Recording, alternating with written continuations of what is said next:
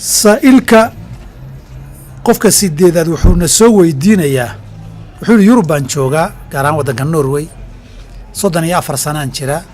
carruur 5 ah baan leeyahay culays buu moodaa inuu ka dareemaya carruurtii 5 ahayd mas-uuliyadoodii iyo korintoodii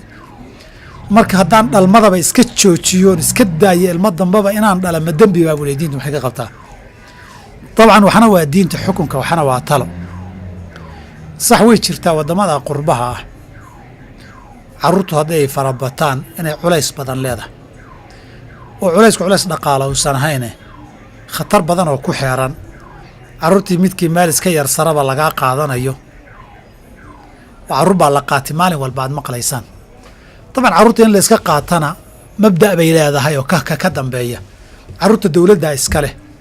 adna wakiil u hayaata haddii wakiil iyo shaqadaadii loo bogi waayana dee hantida ciddii lahayd iyo carruurtan lahayd baa qaadata saa darteed carruurta kharashkooda oo dhan biilashooda oo dhan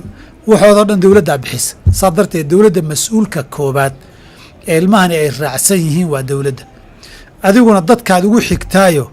wakiil baad uga tahay dawladda wakiilka haddii la dhalina dee xilka waa laga wareejiyaa shaqadana waa laga qaadaa shaqaalaad ka tahay meesha laakiin meeshiina waa la joogaa culays badan bay leedahayo carruurtii baa farabaxdo waddan gaalaa la joogaa marka horta walaalka waxaan dhihi lahaa dhalinyaraad tahay carruurtaada waddanka gaalada ka soo rar sida muuqata carruurtaada waa yaryar yihiin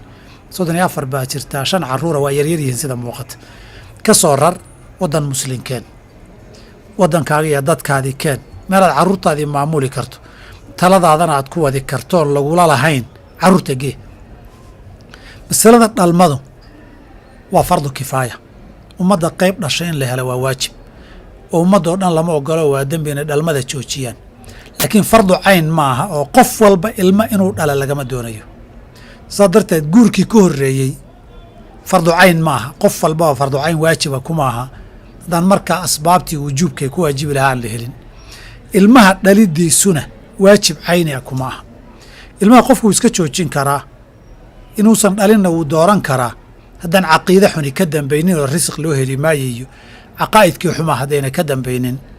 wax dhiba ma laha kala fogayn iyo iska joojin midna laakiin waxaa marar la isweydiiyaa nin sidaasoo kale u yar haddii intan wax rabbi ku yimaado adiginaad dhalmada iska joojiso soo dhibkeeda ma laha wabillahi tawfiiq